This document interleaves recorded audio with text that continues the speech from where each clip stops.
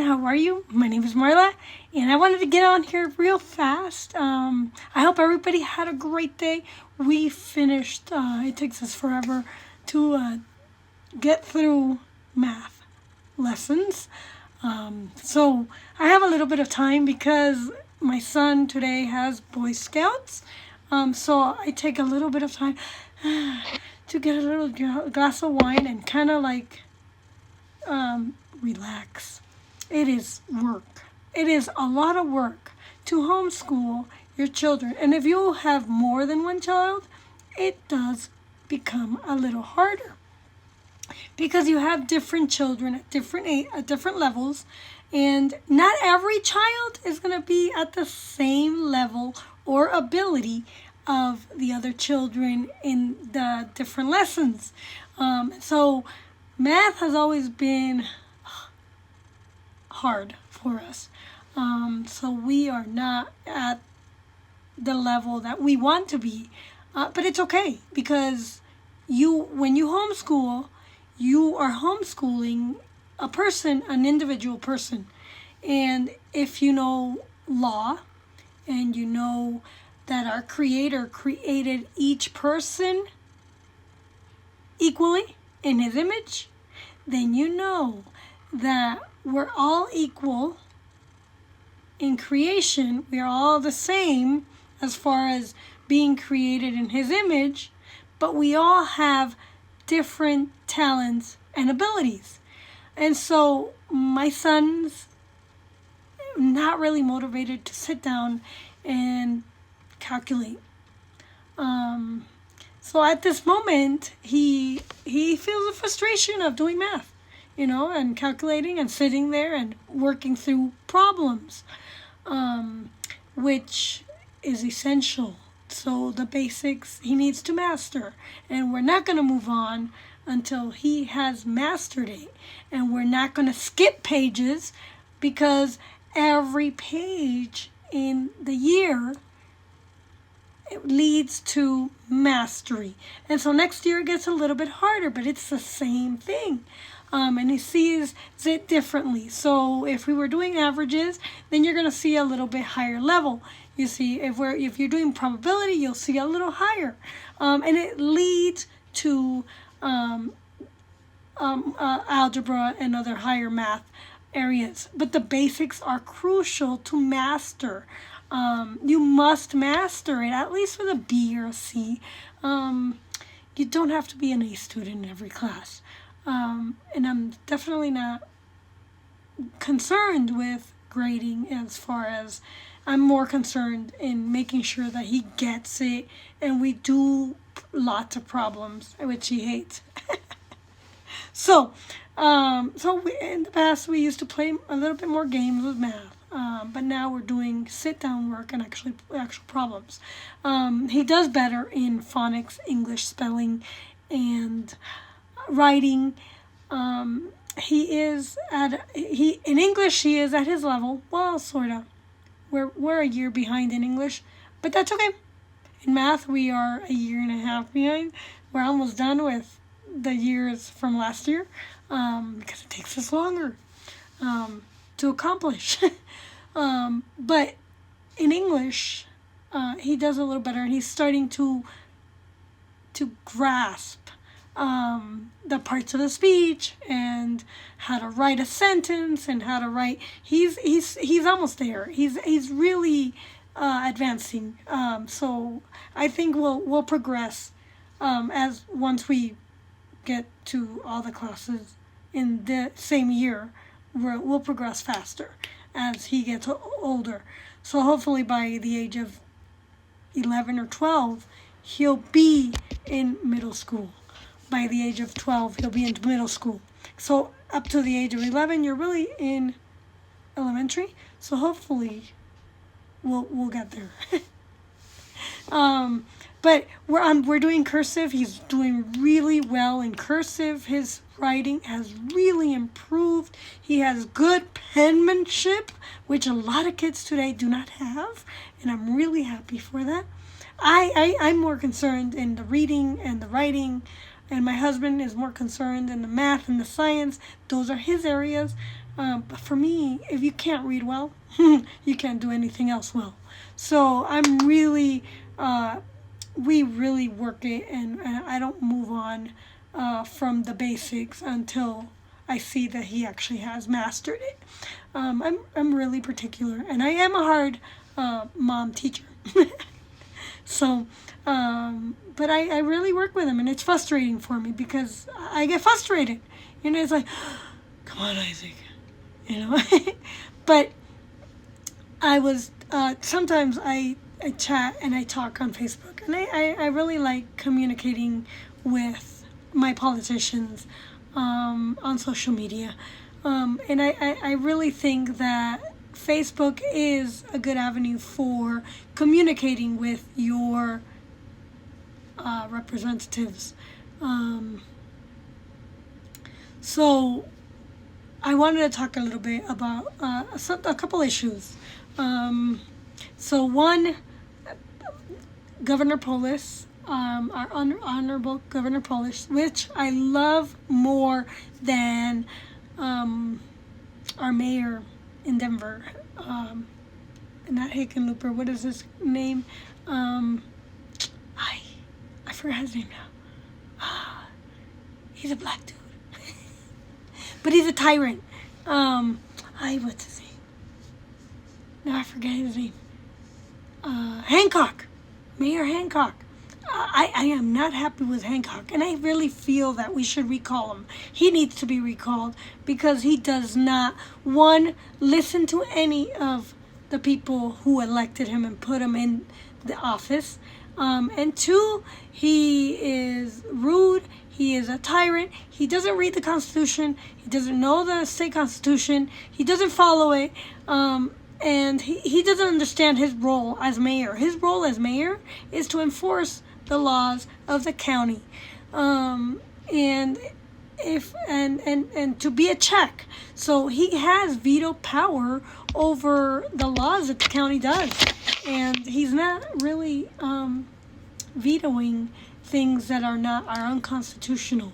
And so every level, you have checks and balances. And when I'm on Polis's site, I am a little bit hesitant at times, but I go on there and I talk to people, and I said, look, the only duty that Polis needs to do now is he needs to be the check for the federal government, and he needs to know the state and the federal government, the U.S. Constitution, and he has to make sure that legislators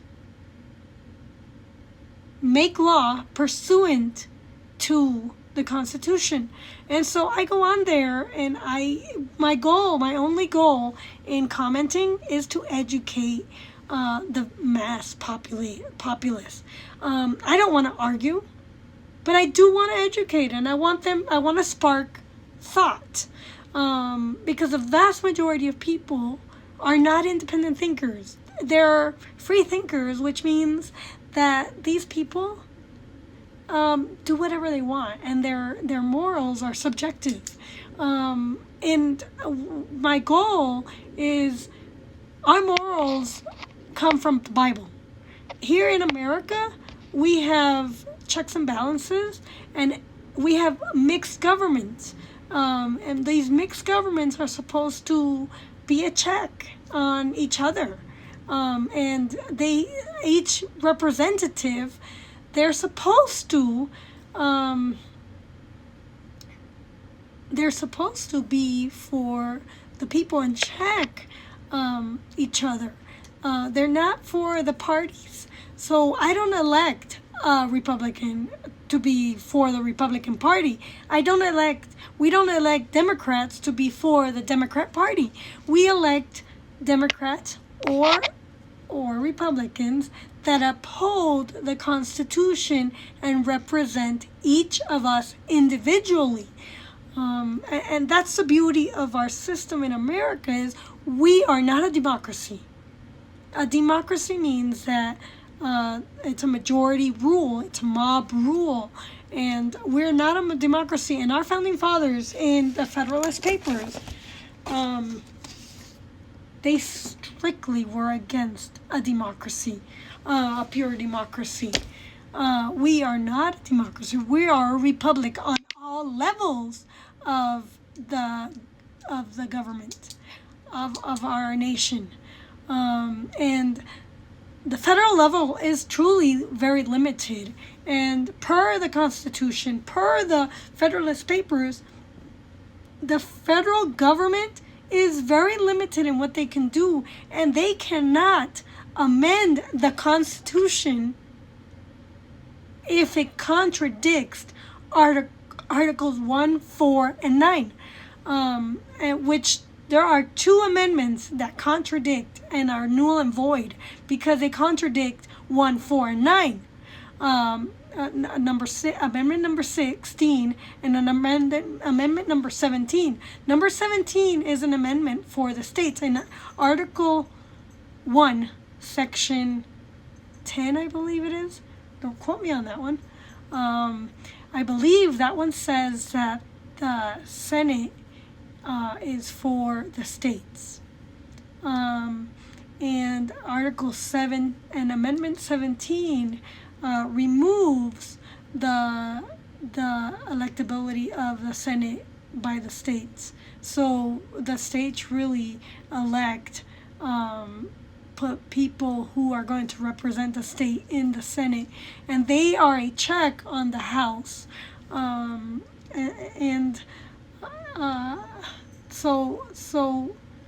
then number 16 contradicts, I believe, Article 1, Section 4 or 9, which is that the federal government can tax us directly.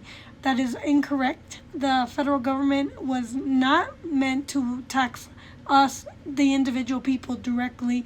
That is something that is unconstitutional. The states are meant to represent us and tax us directly because we're closer to the states. And so they're allowed to tax us. Yes, the government does need money. However, the states need money too. And the states in the Federalist Papers were meant to join the Union and pay their dues to the federal government. The federal government was allowed to tax, to make duties and tax foreign nations on products that come into this country or that leave the country. But the states were supposed to tax us directly and protect our rights in the Constitution as well as the state constitution. So many states have better constitutions than the U.S. Constitution, but they're not supposed to contradict the U.S. Constitution. So they can make it better and secure more rights and protect more of our rights, be more direct in the rights that we have, like property and education and life and liberty. But they cannot do other. They cannot go against the U.S. Constitution. So our rights on the Constitution are supreme, and the laws of the Congress in the U.S. are supreme, but Congress in the U.S. needs to make laws pursuant to the United States Constitution. And that's where when I go and I'm talking to different people online, I try to educate and I try to tell them, no, you can't do that, or I can't do that. Like, for example, I'm very big on education. And I'm very big on the fact that parents have an absolute right to raise their children the way they should go. And if they contract out they outsource that right to schools, they have a contractual relationship with the schools itself. And so they could sue the schools for breach of contract. However, the school boards are elected by the taxpayers and must listen to each taxpayer equally. We have equal rights because each individual pays equal rights into the education, equally into the education system. And right now, our education system is like a mess. And there really isn't any reform or anything you can do. The only thing you could do is by decentralizing and defunding education. And really going back to the local level regulations. So the county school board is the closest to the schools and the superintendent. And they should be the ones to set the standards because they know their local taxpayers the best. The state can have a school board and they can set certain standards, but the teachers should really, they go to school to learn how to teach reading, writing, and arithmetic and certain subjects. And really, it's the teachers who should be allowed to make the curriculum. But as we speak, the teachers do not make the curriculum. They're not allowed to create their own curriculum. They are given the curriculum to teach the classes. So they don't have the power to change the curriculum. And I think that the teachers should have more power because they're closer to the students in the classroom and they know their students best. And so they should be allowed to set the classroom standards for education. And they also know the parents.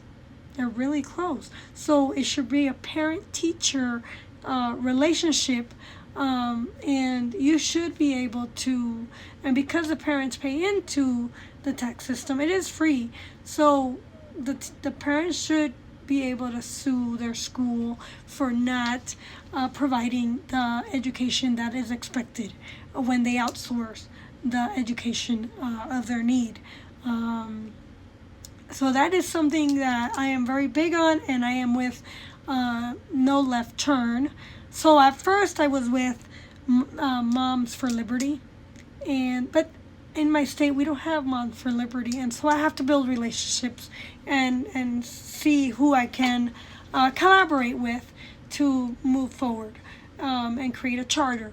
In my county we don't have a JBS either, and so I have to build relationships and I have to engage people and teach them personally why they need me to help them learn the Constitution and the Federalist Papers, which took me a while because when I was in college, I read the key Federalist Papers.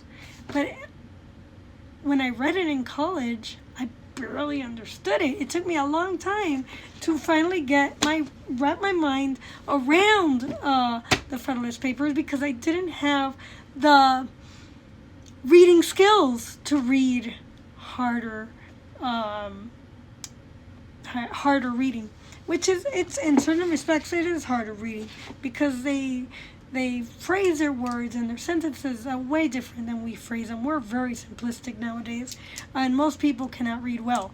And so you can only see, if I graduated in 92, functionally illiterate, and I had to come to pace with literacy, with filling my gap, which was in reading comprehension, which is why I struggled a little bit with reading comprehension, comprehending what I was reading in the Federalist Papers. Then you can understand that people who came after me and who graduated from high school are way worse than I am, because only 34% of our fourth graders read proficiently in fourth grade. So that means that most kids reading proficiently, and they're not, and the question is, are they catching them up or are they just passing them on? And I think they're just passing them on because in 8th grade it drops to 32%, so it drops, doesn't go up, which should go up, not drop, right?